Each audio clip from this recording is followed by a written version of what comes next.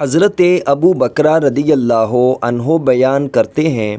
کہ میں نے نبی پاک صلی اللہ علیہ وآلہ وسلم کو یہ ارشاد فرماتے ہوئے سنا ہے، تم عالم بنو یا طالب علم بنو یا سننے والے بنو یا محبت رکھنے والے بنو، ان چار کے علاوہ پانچویں فرد نہ بننا ورنہ تم ہلاکت کا شکار ہو جاؤ گے۔ مجموع الزوائد حدیث نمبر 495۔ حضرت ابو ردین رضی اللہ عنہ روایت کرتے ہیں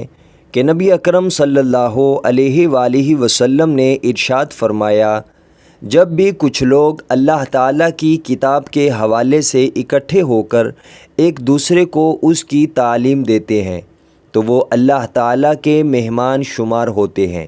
اور فرشتے انہیں ڈھانپ کے رکھتے ہیں جب تک وہ اپنی جگہ سے اٹھتے نہیں ہیں یا کسی اور بات چیت میں مشغول نہیں ہوتے ہیں۔ جب بھی کوئی شخص علم کے حصول کے لیے نکلتا ہے اس اندیشے کے تحت کہ کہیں وہ علم رخصت نہ ہو جائے، یا وہ اس علم کو نقل کرتا ہے اس اندیشے کے تحت کہ کہیں وہ علم مٹ نہ جائے، تو ایسا شخص اللہ کی راہ میں صبح و شام کرنے والے کی مانند ہوتا ہے، اور جس شخص کا عمل اسے سست کر دے اس کا نسب اسے تیز نہیں کر سکتا ہے۔ مجموع الزوائد حدیث نمبر 497۔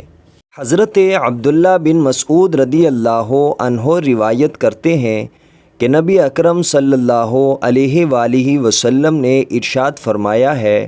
دنیا ملعونہ ہے اور اس میں موجود ہر چیز ملعون ہے، صرف عالم، اللہ تعالیٰ کا ذکر اور اس ذکر کو کرنے والے فرد کا معاملہ مختلف ہے، یعنی یہ لوگ ملعون نہیں ہیں۔ مجموع الزوائد حدیث نمبر 492۔